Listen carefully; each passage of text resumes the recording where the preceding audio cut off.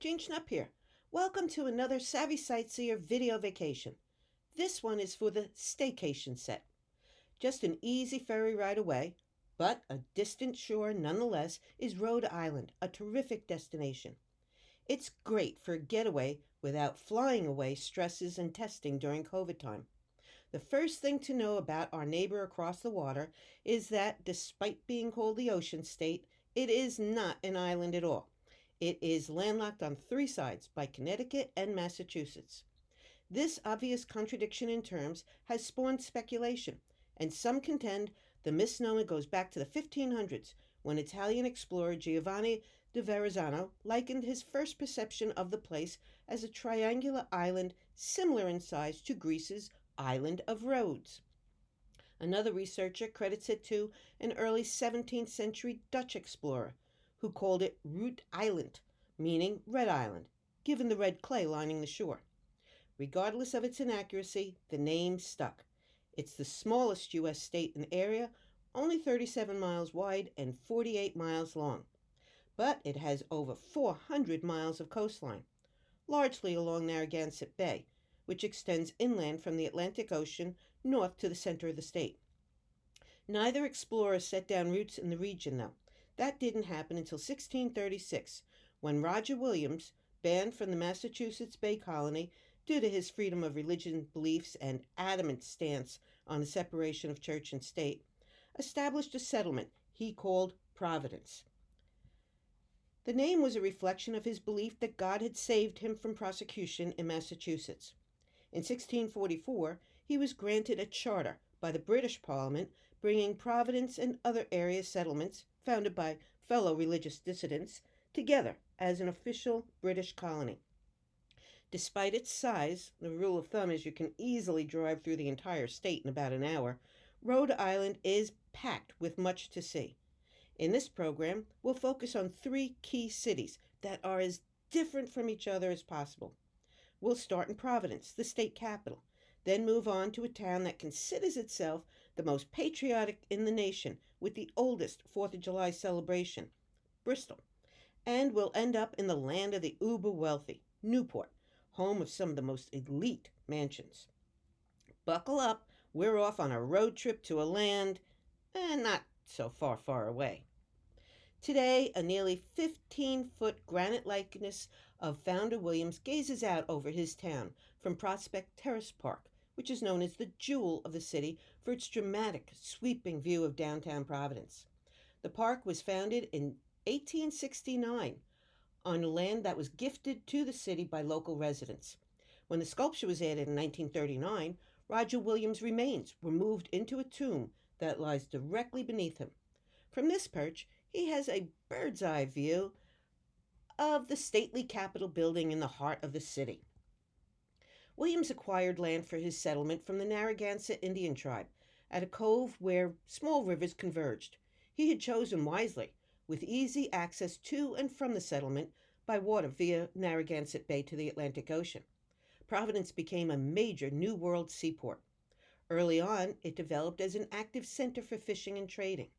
It remained a strategic port through Revolutionary War times, when the British occupied Newport, farther south on the Atlantic coast. During the Industrial Revolution, Providence evolved into a modern commercial city port, and in 1853, the U.S. Army Corps of Engineers completed a dredging project in the Providence River. Ships then sailed for ports around the world, and passenger steamers departed for cities all over New England, while immigrants arrived from the Azores, Ireland, and Italy, often finding work as longshoremen or sailors. Ships brought products in from Central and South America and even as far away as New Zealand. As the city grew over time, the cove disappeared to make way for business, like building railroad yards and parking lots, and the rivers were diverted underground. In the late 1980s, a $40 million waterfront renewal project got underway, and long-buried rivers were excavated and rerouted to wind gracefully through the heart of the city. The occasional gondola can even be seen plying the waters, skirting weird things seeming out of place in downtown Providence's rivers. But these are exactly where they need to be. They burst into life in a spectacular event called water fire. Throughout the summer and into the fall, around 100 bonfires erupt on the rivers. Barnaby Evans, an artist and designer, created the multi-sensory, award-winning extravaganza in 1994 as part of an effort to rebrand and reestablish the capital as a destination. He combined aesthetics, land art, music, ritual, and showmanship into what has been called the crown jewel of the Providence Renaissance. His vision was to meld fire with architecture in such a way to incorporate sights, sounds, and smells so that, he declared, it would engage and mesmerize viewers with an emotional power very few works of art ever achieve. Providence has 15 distinct neighborhoods that each retain their individuality. The Huffington Post named Providence one of the top 10 most walkable cities, though I'd have to add the caveat that is probably mostly true for mountain goats. There's a lot of steep treks in some sections. One of the most popular among visitors and locals alike is the historic Federal Hill neighborhood on the city's west side. Its decidedly Italian persona has been featured in several movies and TV shows, and the pine cone is found in many forms, from a hanging archway at the entrance of so-called Little Italy to this fountain topper. Among the culture here, it is a symbolic wish for health, good luck, and prosperity. The area was reportedly a favorite of Frank Sinatra and friends, with dishes now at popular restaurants named after the late crooner. Also in the Federal Hill section is this unique home, dubbed the Wedding Cake House for its extravagant embellishments. Built in the late 1860s, the three-story Italianate-style mansion was designed for industrial innovator John Kendrick. Over the decades, it became known not just for its elaborate exterior design, but also for those created inside. From its original owner, a significant player in the textile production industry, the house repeatedly drew occupants involved in fashion, including a button-hook manufacturer in the 1880s, and then most notably the Tiraki sisters, Anna and Laura. From 1915 until 1947, the Italian-born dressmakers were in high demand for couture creations they turned out here for Providence's elite. After lying dormant for many years, the building was bought in 2017 by the Dirt Palace. That odd name belongs to a self-organized collective supporting women artists. With its history, the home was ideal for their plan to create an artist-in-residence hub, providing temporary living and studio spaces for artists. After extensive renovations, some rooms have now been opened as B&B short-term rentals, which will help fund the collective's work. Of course, another noted district is what most cities might call its downtown, but for Providence residents, there's a slightly different twist. Down City is the historic center and major hub. Filled with beautifully restored turn-of-the-century commercial buildings, Down City Arts District is also home to hundreds of small businesses, thousands of residents, and the richest concentration of arts and culture in the city. While exploring the streets, public art is visible in many forms, from colorful sculptures to larger-than-life murals, highlighting the diversity of the city, such as this one on Custom House Street, commissioned by the Avenue Concept, a non-profit promoter of public art. It is said that a picture is worth 1,000 words. But in the case of Still Here, the dialogue covers 10,000 years of culture as a symbolic representation of Rhode Island's original inhabitants, the Narragansett. Created by Gaia, a former New Yorker now considered one of the world's leading street artists, the work features Lindsay Montanari, a member of the Narragansett tribe and an educator at the Tamaqua Museum in nearby Exeter. She is holding a photo of museum founder Princess Redwing, who had been a historian and educator, as well as a highly respected tribal elder. The daughter of two different tribes, the Narragansett and the Pokanoket, Redwing had dedicated her life to sharing the history and culture of indigenous people, and even addressed the United Nations in 1946. This venue was carefully chosen for Still Here. Nearby is Weybosset Street, named for an indigenous footpath, and a trading location that later became one of the first custom houses in America. Another full-size mural in Down City, co-sponsored by the Avenue Concept, evokes emotions of another kind. Titled She Never Came, you are drawn into the man's melancholy, clearly stood up for his proposal, and now left alone with his ring. It's not all dramatic depictions, there's some quirky artsy touches around town as well. Little Providence is also home to a plethora of colleges. A favorite of mine in Down City is business and culinary arts staple, the famed Johnson and Wales University, ranked among the best culinary schools in the country. Over in the aptly named College Hill section of town, on the east side of the capital, there's the Rhode Island School of Design, considered by some to be the top art school in the United States. And that's also where you'll find Brown University, an elite private school founded in 1764, back when the state was still just a British colony, a reminder of which is this plaque on the school's famed Van Wickle gates.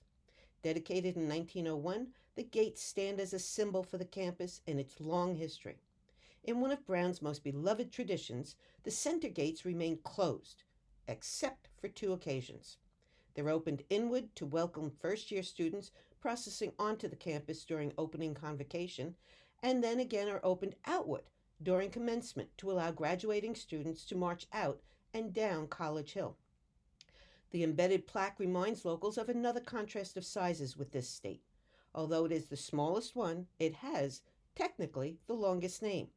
When the original charter was issued, it was designated as the State of Rhode Island and Providence Plantations.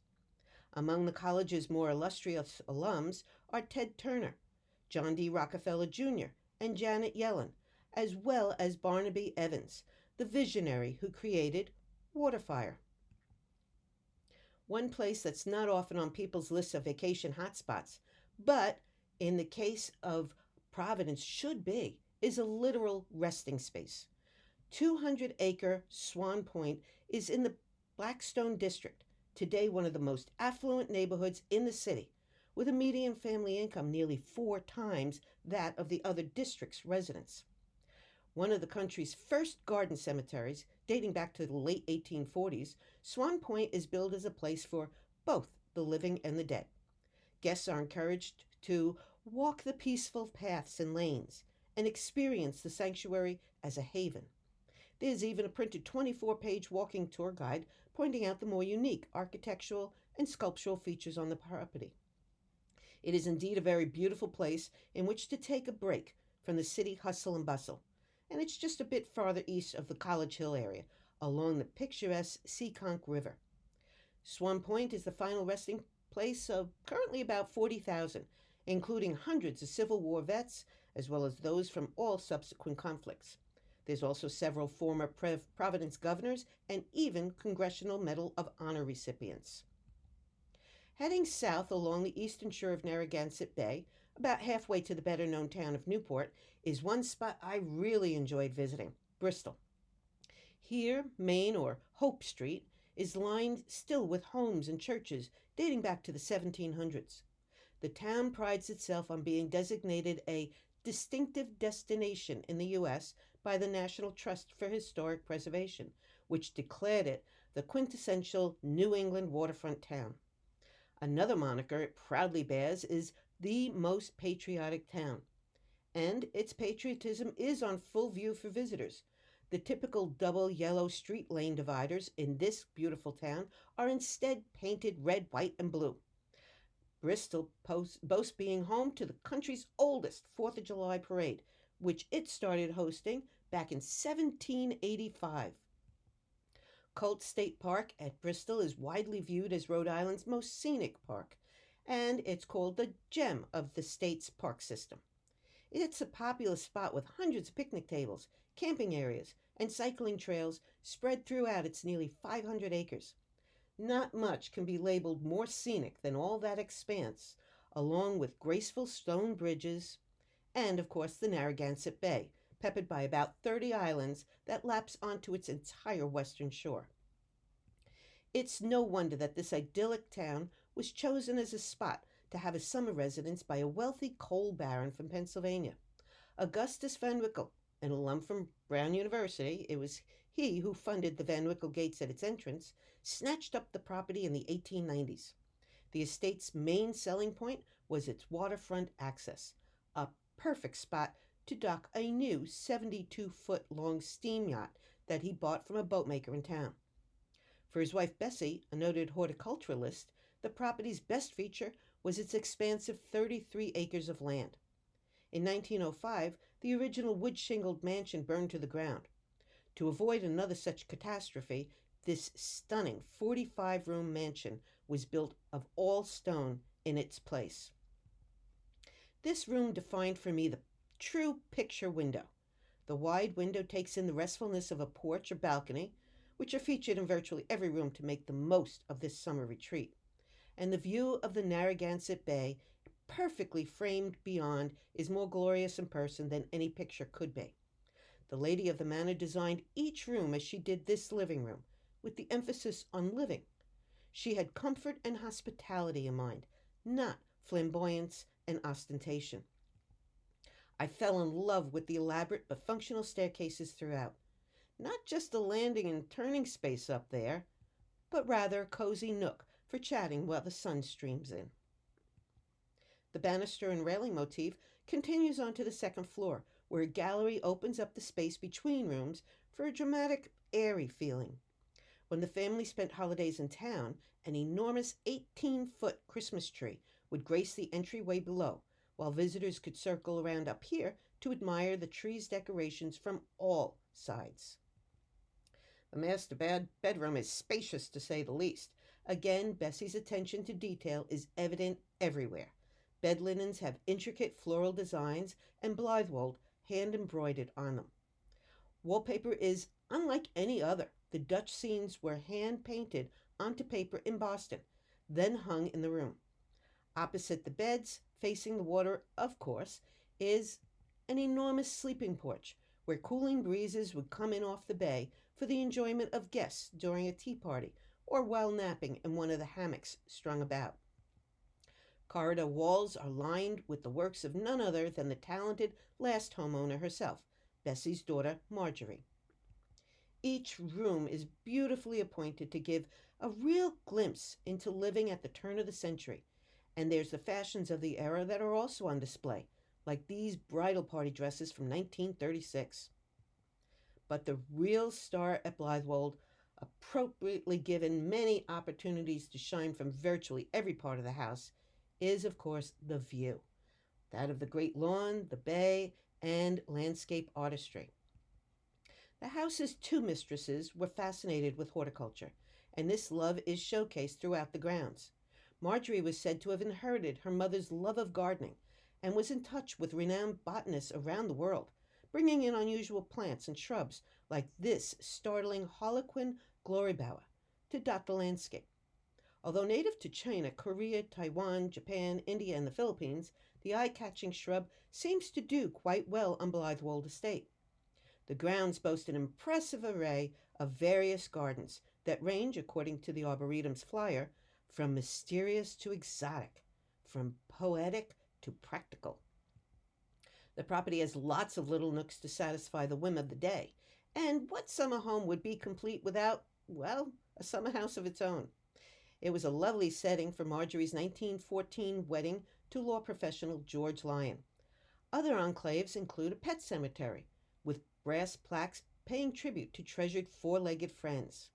Also, there's a shrub walk, a so-called idea garden, and, of course, a rose garden, among the many options for whiling away a summer afternoon. There's even a picturesque water garden. The entire estate was bequeathed by Marjorie Van Wickle Lyon upon her death in 1976 for the express purpose of providing enjoyment, education, and inspiration for the general public. From any vantage point, the bay at Bristol is stirring, especially here at the outside deck of a little restaurant serving up a very large portion of fresh lobster roll. When Van Wickle bought his fancy yacht, he purchased it right in town at the Herreshoff Manufacturing Company, renowned for its maritime marvels. Many models, demonstrating the former company's legacy of cutting edge design and innovative approach, can now be seen at the Herreshoff Marine Museum, considered one of the nation's most important historic venues in the field. The museum offers classic yacht regattas, a lecture series, and a unique education program built around an experiential STEM based program. Top exhibit space here, though, is reserved for the America's Cup Hall of Fame, where some of the boats and people who designed, built, and raced them testified to how these yachts gained fame around the world. The America's Cup is the oldest trophy in sports, with the U.S. dominating this contest for more than 180 years. A highlight of the museum is this recently completed 1/6 scale first rate model of the Reliance. The original was designed and built by Nathaniel Green Herreshoff, recognized as the most influential American yacht builder who ever lived. The yacht had been crafted in his Bristol factory specifically for the 1903 America's Cup, which it won. The military and strategic importance of Narragansett Bay cannot be overstated, and the promontory between the bay and the Breton Cove has been of major significance since pre-Revolutionary days. Fort Adams was built on the point in the early 1800s and became the U.S.'s largest and most complex coastal fortification. This commandant's house commands a stunning view of the coast, and given its built-in security features, since it is, after all, on a base, it not surprisingly became the summer headquarters for the nation's highest officer. Built in 1873, the residence was used in 1958 and 1960 by President Dwight D. Eisenhower as his summer White House. Today, it provides a ritzy backdrop for society-style weddings and events, while Fort Adams State Park hosts the internationally acclaimed Newport Jazz Festival each summer. Newport has been a draw for the rich and famous for ages. They've flocked here since the mid-19th century to build summer cottages. That's their term. Ours would be supersized mansion. For these people, showing off their wealth often came in the form of imitating, yet outdoing, old world European moneyed estates. While many of these McMansions are still privately owned, some by inherited money, some by new, several are part of the Preservation Society of Newport County, and so are open to the public. TV personality Jay Leno is one of the many current luminaries who have claimed a stake along a storied 10-mile stretch of coast that holds some of the richest landscape views, historic points, and notable spots in the country. He joined the elite waterfront homeowner set when he bought Seafair, this estate with a Louis XIV inspired castle, for $13.5 million in 2017. While his 12-bedroom, 13.5 bathroom main home on 9 acres is certainly impressive, Leno's is by no means the most historic or famous along the exclusive shoreline. A relative newcomer on the scene, Seafair was only built in 1936. For the real stars and historical blockbusters, a drive farther along the coast will set you agog. Perhaps the most famous of them all is the Breakers, one-time home of the Vanderbilts. No slouch, this place, glimpsed beyond the gates, has 70 rooms and encompasses 138,300 square feet of living space. It wasn't always quite so grand. When Cornelius Vanderbilt II, chairman and president of the New York Central Railroad System, bought the property in 1885, it had only a simple wooden house. That later burned to the ground, and Vanderbilt commissioned an international team of craftsmen and artisans to create an Italian Renaissance-style palazzo. The family moved in during the summer of 1895. In 1972, the Preservation Society bought the house from Vanderbilt's heirs, and it is today a National Historic Landmark. Sitting amid 7 acres with sweeping views of the Atlantic Ocean, Clarendon Court was designed in 1904 as a replica of a fabled early 18th century English mansion. It is considered by many to be one of the finest residences in America. But what made it headline news is the infamy of one of its owners, Klaus von Bülow. Klaus had been accused and initially convicted in 1982 of murdering his wife Martha, nicknamed Sonny, who was heiress to a $75 million utilities fortune. His conviction was later overturned. Clarendon, which was used as Kelly's home in the 1956 film High Society, sold in late September 2021 for a cool $30 million. A spectacular testament to the Gilded Age, this magnificent mansion boasts a history as dazzling as its dramatic oceanfront setting. Beechwood is considered one of the most prominent estates in the social history of the United States. That's no exaggeration. Commissioned in 1851 for a New York dry goods merchant, the three-story Italianate-style home boasts 39 rooms. A key architectural feature is elegant symmetry throughout. It caught the eye of New York aristocrat Caroline Astor, so she and husband William, a member of the famed Astor real estate family, bought it in 1881. Mrs. Astor presided over the summer season soirees for 25 years. She had hired architect Richard Morris Hunt to take the mansion to, quote, new heights of luxury and refinement and create an atmosphere worthy of the country's finest citizens. Mrs. Astor was hailed as the queen of American society and would only entertain socially prominent individuals whose lineage could be traced back at least 3 generations, a list of which she dubbed the 400. A crowning addition to the home at the time was a shimmering waterfront ballroom where 800 panes of glass and mirrored walls created a dazzling atmosphere for entertaining. Software giant Oracle co-founder Larry Ellison purchased Beechwood in 2010 for $10.5 million and then plunked down more than $100 million to renovate it. Like Beechwood's neighbors, from the roadway, gates mar most of the massive home's views. It's only from the water's edge that you can really take in their full grandeur.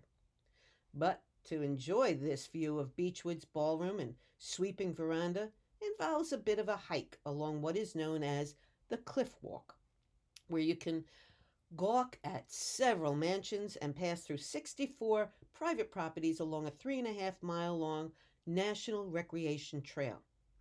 Among homes you can view from this vantage is this Rough Point, part of which now houses a museum with an extensive collection of fine and decorative arts. But the estate, built in the late 1880s, is better known as the home of its most famous owner, the heiress, philanthropist, and preservationist, Doris Duke. Her father, James B. Duke, founder of the American Tobacco Company and Duke Energy, bought the site in the 1920s. When he died, it passed to his only daughter, Doris, who was only 12 at the time. When Doris was born in 1912, the press had dubbed her the richest little girl in the world. When she died in what some consider a mysterious and unresolved manner in 1993, the estate became part of the Newport Restoration Foundation, which opens it for public tours so visitors can experience the residential part of the house, left largely as it was lived in by Doris from 1957 to 1993. In some places along the cliff walk, there's a steep price to pay to salivate at these estates: rugged terrain. At one end, visitors are lulled into a false sense that this could be a leisurely stroll, and about 2/3 of the route is pretty easy going. But parts of the southern bit of the walk are a rough trail over very jagged and rocky New England shoreline. I'd started at the more challenging southern end, so I couldn't help stifling a giggle at the northern paved entrance when I passed a fashionable woman and her date setting out, she in stiletto sandals.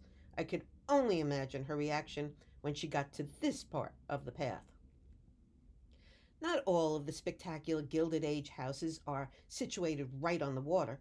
The circular turrets of this one caught my eye on the landlocked section of Bellevue Avenue, another cache of high-end real estate. Wealthy Boston businessman William G. Weld had the standout mansion designed with locally quarried granite in a Dutch Renaissance style, very different from most of the other estates in the area.